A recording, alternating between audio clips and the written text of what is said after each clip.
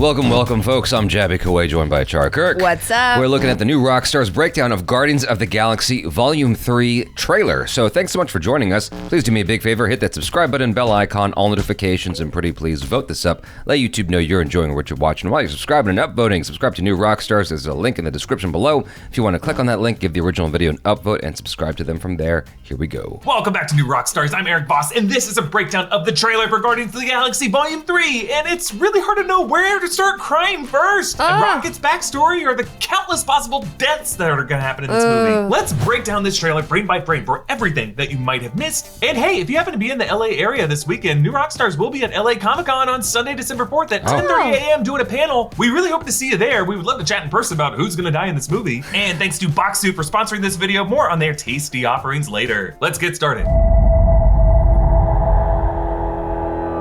We were gone for quite a while. But no matter what happens next, the galaxy still needs its guardians.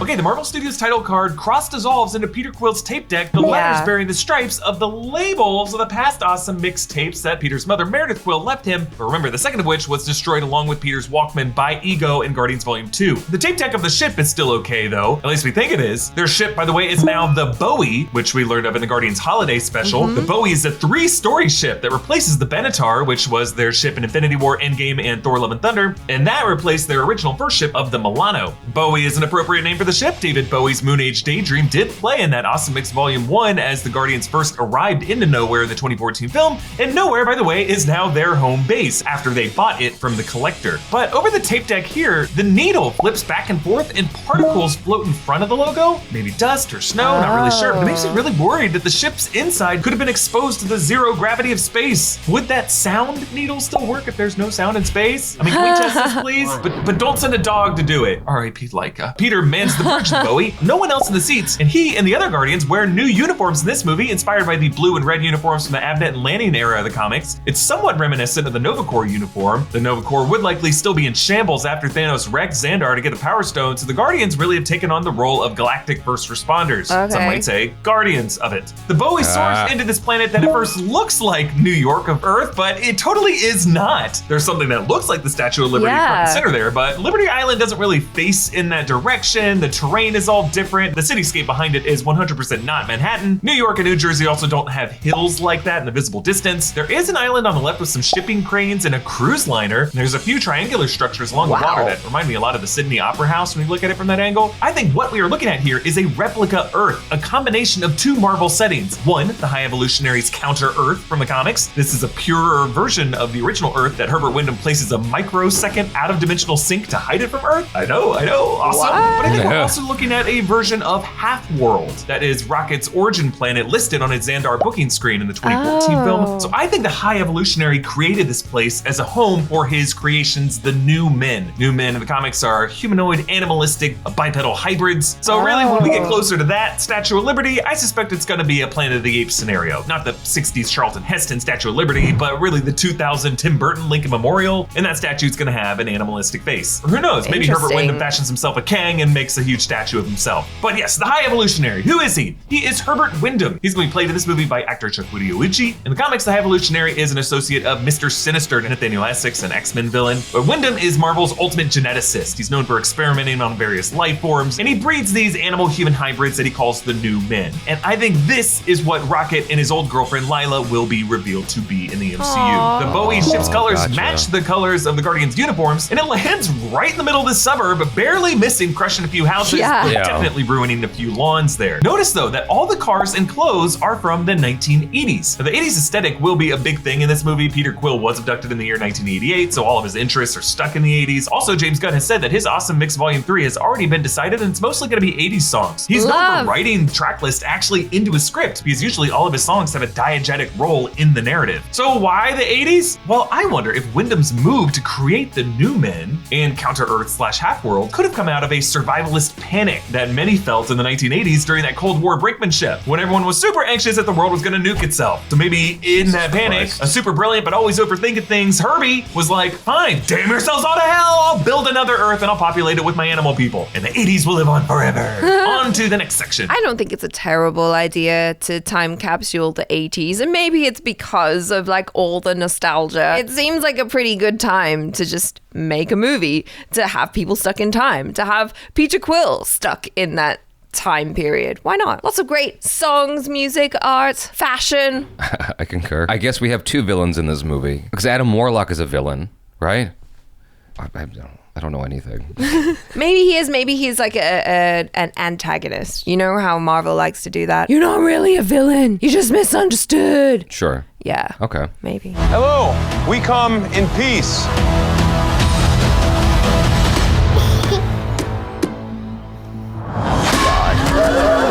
Come on, Drax. Seriously, dude? No!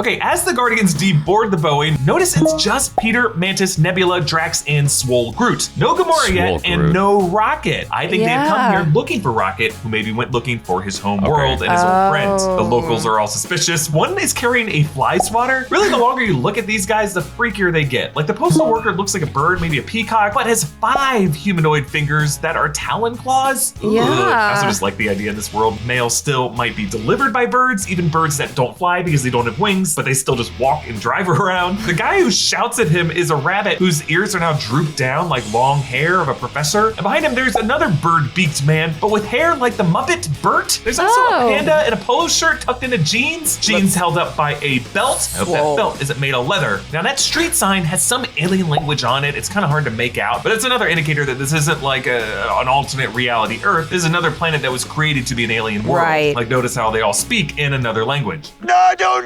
Ow! Did you know that was a rabbit?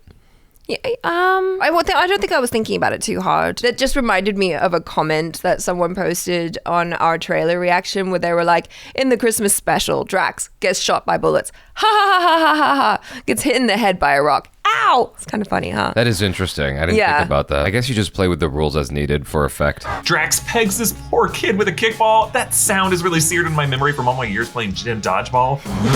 Really, I'm less worried about the ball hitting her face than I am by that girl's head hitting the pavement. No. The Guardians all get pelted, and Drax's reaction is surprising considering bullets tickle him in the Guardians holiday special. Also notice how Swole Groot doesn't duck for cover at all, even when a rock hits him right in the head. Moving on. Don't forget where we came from. Okay, the music in this trailer is Space Hog's In the Meantime from 1995. It's a glam rock hit from their album Resident Alien. They were heavily influenced by David Bowie. Actually, that loop at the beginning was influenced by the dial tone one would hear when you make a call from the US to the UK and you get a cross line. The lead singer said it's the sound of a phone ringing and being engaged at the same time. The lead singer, Royston Langdon, said that this song in general is him trying to reach people, find an end to isolation. It reminds us a lot of Rocket in this movie, someone who is desperate to reconnect to his roots, but the timing just not really connecting. We see that Peter has his headphones in. Remember, since Ego destroyed his Walkman, I assume this is the Zune that Yondu left him at the end of Volume 2, and all the music we hear in this movie is going to be messages from Yondu. Mantis says, don't forget about where we came from, and we learned in the holiday special that Mantis is Peter's half-sister, both of them children of Ego, who is a Celestial. This ancestry will likely play a big role in this story. What does it mean for them to have Celestial DNA, especially now that we know more about Celestials after the Eternals film? Why did that DNA pass on to Peter and Peter was able to activate it while so many other of Ego's offspring died? Also a reminder to everyone that James Gunn's long-lost hidden Easter egg from the Guardians movies is still undiscovered, but likely has something to do with Meredith Quill and all those location coordinates that we see throughout the films. James Gunn has said over the years that New Rockstars and MT, who was really the pioneer of trying to decode this stuff, and various others online have gotten close to uncovering it fully, but not all the way yet. Ultimately, I think it's gonna be all about Meredith Quill, and what about her DNA made Peter Quill so uniquely successful to carry the Celestial DNA from Ego? And I think Mantis, as the external hard drive of all of Ego's guilt, might know more about that secret from Meredith, because Ego was the one who gave Meredith Quill that brain tumor. So we see baby Rocket in a cage as a hand reaches out to grab him. If you look closely, Rocket is not alone in that cage. Yeah. Could these other fuzzballs include Lila? Could Rocket have siblings that he doesn't know about? I assume this is a hand of Herbert Wyndham before Herbert cybernetically experiments on Rocket to give him intelligence. This matches the footage from the Comic-Con trailer that showed a close-up of a pen writing 89P13, which was the number on Rocket's booking screen on Xandar in the first film. We see 5 Guardians floating out into space wearing multicolored spacesuits looking like those from the Among Us game. In reality, these are actually a nod to the red, yellow, and blue spacesuits in 2001: A Space Odyssey, one of 2 references to Kubrick's classic in this trailer. You could also say we got 5 out of 6 Infinity Stone colors here, minus a purple one for the Power Stone. Later we see that it's Peter in the yellow suit, Mind Stone, Mantis in the orange suit, Soul Stone, Drax in the red suit, Reality Stone, and then Nebula and Gamora are in the green and blue suits. So, time and space. I don't know if there's any connection there. But Groot is not with them here. In the later shot, we can see that Mantis's arm has a strip with 6 rainbow colors on it. Really, what is this massive fleshy structure that they're leaping down onto? We get a better look at it later throughout the trailer. You can see this flesh has hairs poking out of it as they jump across it. I speculate this could be spinal or nerve tissue from the rest of Nowhere's body. That ringed hole with the construction lining it could actually be Nowhere's eye socket and optical nerve upon getting torn out before or maybe even after he was beheaded. When I saw that in the trailer, I was kind of like, oh, that is really weird looking. It definitely kind of makes you go, oh, I wonder what that is. But like seeing the hairs and have them go, oh, those are hairs, just really grossed me out because at first I thought that maybe it was like a heart or something like that. But then hairs are natural, ACHARA. I know they're natural, but like don't you ever get really grossed out when you see those videos of like microscopic things and then you're like, ugh, my skin looks like that. Like my pores are like that. My sweat looks like that. Never. Ugh. Every time I've seen myself microscopically, I'm like, that looks beautiful. Oh, human. I wish I was less judgmental. I'm just like that kind of freaks me out. But like that blew my mind. I was just like, oh. It's interesting that he thinks it's part of Nowhere. Like, why? Why does it have to be part of Nowhere? Because Nowhere is a disembodied celestial head floating in space. And that literally could be anything. But I suppose if anyone's got the pulse, the finger on the pulse of it, it would be him. I mean, James Gunn shouted him and MT out, so. Our whole lives. Pete, I'm done running.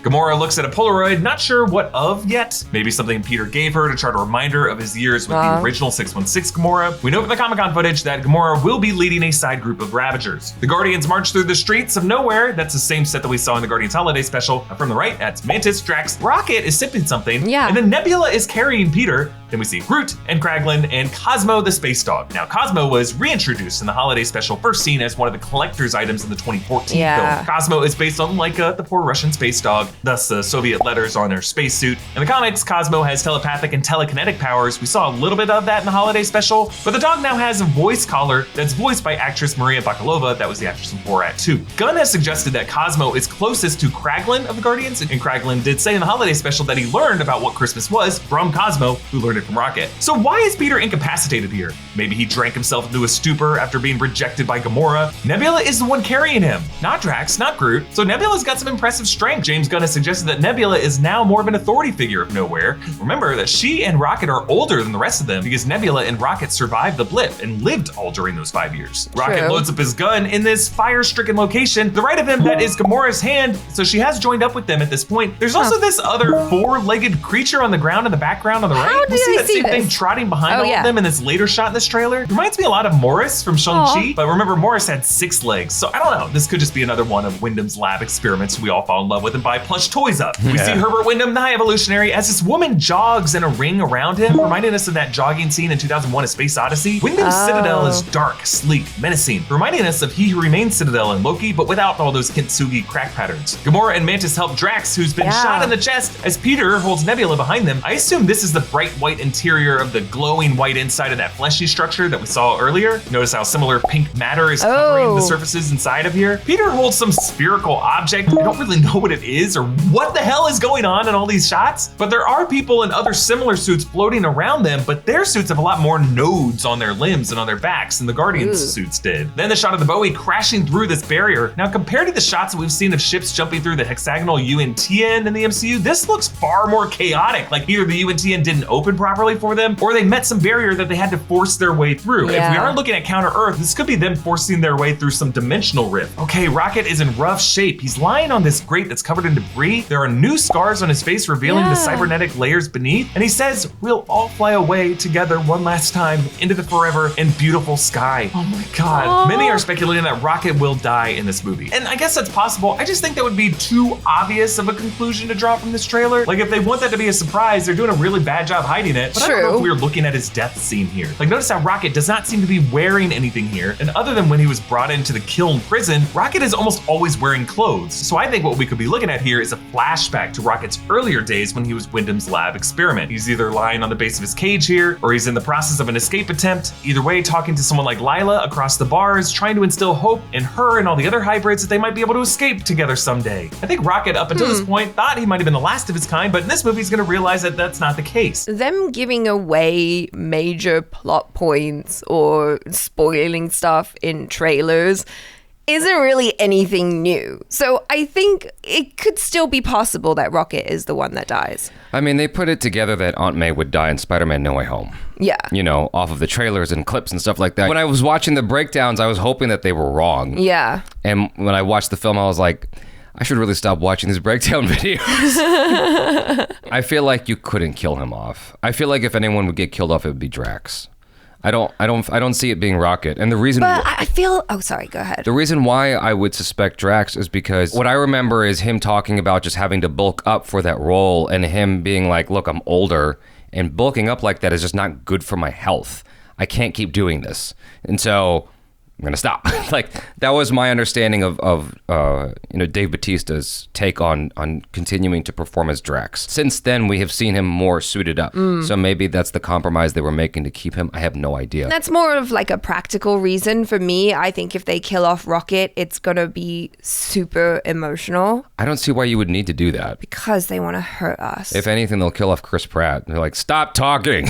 We silence you from these movies. I think Rocket, up until this point, thought he might have been the last of his kind, but in this movie, he's gonna realize that that's not the case. Then Peter tackles someone out of a window. This structure is high above the ground with a red Lego brick looking facade. The person he tackles wears white boots and a white trench coat, and other people dressed this way lie nearby on the ground. They're all bald with cybernetic implant heads like what Nebula has, but with yellowish skin. The sky and ground below actually match the terrain of that maybe Counter-Earth, maybe half-world location that we talked about before. I think this is a High Evolutionary's castle or his floating base, and these white dressed people are the Enclave. The Enclave in the comics is the cult of scientists who create Adam Warlock, and I think in this movie, the Enclave will be the ones who supplied Aisha with Adam Warlock's cocoon. In the comics, Adam Warlock leaves the Enclave, he flies into space, and he runs into the High Evolutionary, who gives him the name Warlock. Then after that, he meets the Universal Church of Truth, who worship him. But I think this group here is the Enclave, and in this movie, they're gonna be Wyndham's group of genetic scientists. In Volume 2, Yondu referred to the scientists that made Rocket. I think these are the scientists. Also, I think there's a parallel here with Wyndham's look. Wyndham is also bald and has cybernetic plugs in the back of his head. I think this movie's just gonna simplify everything to have Adam Warlock be a creation of Herbert Wyndham, who leads the Enclave. And by the way, though we do not see them in this trailer, both Elizabeth Debicki and Sylvester Stallone are credited among the cast at the end of the trailer, so we can expect to see both Aisha and Stakar Ogord, who remember is the leader of the Ravagers. Quill and Groot flee the crashing Bowie ship, Nebula cheers in a celebration among the other refugees of nowhere, then Herbert Wyndham looks bitterly disappointed in that same hangar bay that we saw the Guardians in before, the one that was on fire. Debris flies around him, looking a lot like the dust that appeared over the Marvel Studios logo in the opening shot. Then a close-up of a drop of blood, and then Peter wails in agony over what I assume is an operating table with a breathing tube, someone dying in front of him. So who dies in this movie? If the blood drop is from this scene, it's probably not Groot here, because Groot doesn't really bleed like we do.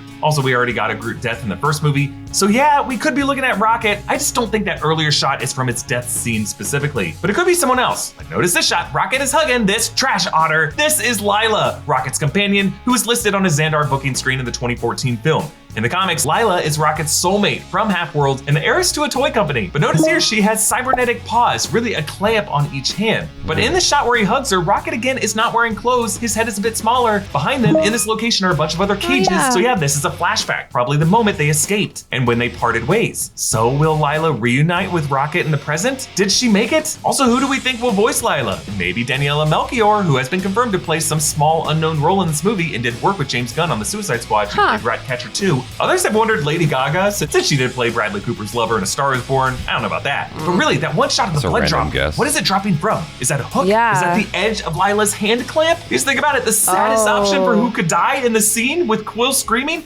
could just be Lila. And all of them are sad because they know how important Lila is to Rocket. Mantis, Nebula, and Drax run into an obelisk. Remember, these were the interdimensional squid monsters that they fought for the Sovereign at the beginning of Volume 2. And then we get our first look at Will Poulter as Adam Warlock. He has a bolt in his forehead, a nod to Adam Warlock in the comics having one of the Infinity Stones, the Soul Stone, in his forehead, a trait that the MCU instead gave to Vision with the Mind Stone. Poulter has described Adam Warlock as a character with a newborn infantile mind, while Vision meant it ironically. Adam really was born yesterday, and he shows it. He gives Nebula the Scut Farkas treatment. Nebula appears to be wearing some kind of chainmail armor that covers her arm. You can see that catwalk bridge of nowhere in the background. Seems like Adam has tracked the Guardians down to nowhere. Mantis sobs in a location with the same lighting as a place where Peter cries. Remember, she is an emotional empath. Her sorrow is likely to be heightened in this moment as she's going to be feeling the grief of all the survivors here, along with her own grief. Rocket is seen in a white glowing realm that looks like an ethereal version of that cage-filled lab. You can see the outline of the cages behind him. He's once again not wearing clothes, and his cybernetic bolts are visible on his chest. So maybe Rocket is flatlined or he's close to death, and his mind is transporting him back to the place where he met Lila. And speaking of characters dying, Swole Groot says, "We are Groot," which his father, OG Groot, only said as his final words when he gave up his life. All other times, Groot just makes the sound, "I am Groot," with subtle vocal and tonal variances on that, which is where the different words come in.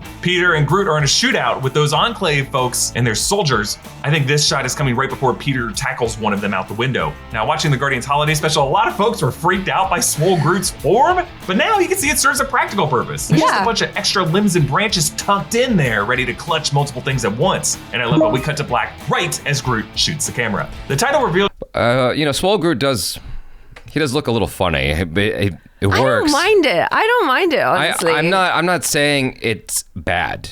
It just looks funny because I'm not used to it. The thing is, like, it just takes a little getting used to once you see it enough, once you're exposed to it enough. Because when we watched the holiday special, we didn't spend a heck of a lot of time with him. True. But if you spend more time with him, I think your brain just, gets used to it. I think I would just kind of accepted it. Because if you think about, like, okay, so we had baby Groot, right? And then he grew up into teenage Groot. It totally makes sense to me that maybe now he's in, like, his, buff early 20s Groot, where he's like lifting a bunch of iron at the gym and like totally capitalizing on his youth and strength. Why not? Be swole. It just doesn't make a heck of a lot of sense to me. I'm like, couldn't he just fill that in by adding more tree? Yeah, he's a lot of tree. Right, but like he doesn't have to lift, you know what I mean? I guess. I don't know. I was just trying to make a reason as to why he might be a Swole Groot. The title reveal translates from Cree letters to English as it illuminates. In the Comic-Con trailer, we actually saw Nebula putting up this sign. So this might be an actual sign in the movie that gets set up on nowhere. On the final clip. Kill anyone who gets in our way. No, not kill anyone. Kill a few people. Kill no people. Kill one guy, one stupid guy who no one loves. Now you're just making it sad. Yes, the one stupid guy who no one loves sounds like Herbert Wyndham. The idea that no one loves him suggests that Herbie had to create his new men because no one else would love him. Like Michael Scott, 1 in 100 kids, so he can have 100 friends and no one can say no to being his friend. Like Mantis lecturing Drax against killing cops in the holiday special, Drax restraining himself from using deadly force will be a recurring challenge for him in this movie. I'm so glad we watched this because there was a lot in there that I totally missed. I knew that there would be a lot there, but wow, I didn't realize that there was so much. And to be honest, some of that stuff even like flew over my head. Well, what didn't fly over my head was how many times he said "Rocket dies." Like, goddamn. Okay, move on, dude. Well, I think that's the thing. Like, definitely looking at the comments in our trailer reaction, I think a lot of people picked up on that. I mean, I didn't pick up on that immediately. I definitely had the sense that there would be a lot of like emotional moments in it, but I didn't go so far as to make a speculation about who might die. But why do they keep showing us that in the trailer, though? It's like, stop giving it away. You're giving the good stuff. Now I'm not going to cry. I will cry. I'm not going to feel it as much. I will. know. For it being James Gunn's last Guardians of the Galaxy movie, and we know that he's, becoming a huge part of DC now, which is really exciting. I hope that, he does a really great job with it and goes out with a bang, Sure. When it comes to this stuff, I'm like, there's no chapter that's ever truly closed. Is there? It's like, okay, so he says this is his final one, right? It's done. It's over. And then Disney goes, hey, well, hold on. What about money? And it's like, how much? And then I feel like that changes. It always changes. If there's more money to be made, it's going to be made. That's my whole thing. Because we were asking the other day about how many more Transformers movies could they possibly make. It's like, well, as long as they keep making money, they will keep making those movies. Yeah. And so I feel like it's always possible that we'll get more. I am excited about the probability that we're going to learn more about Rocket, because he's always been a super interesting character, but he has been quite mysterious, at least with his origins and stuff. I do love a good backstory, and so I'm really excited to see how they flesh that out for us. You guys, thanks so much for hanging out with us. Hopefully you enjoyed that. Let us know your feelings in the comments below. What did you pick up from this that you didn't know already? Thanks so much. Again, I am Jabby Kuwait. This is ACHARA KIRK. Peace out.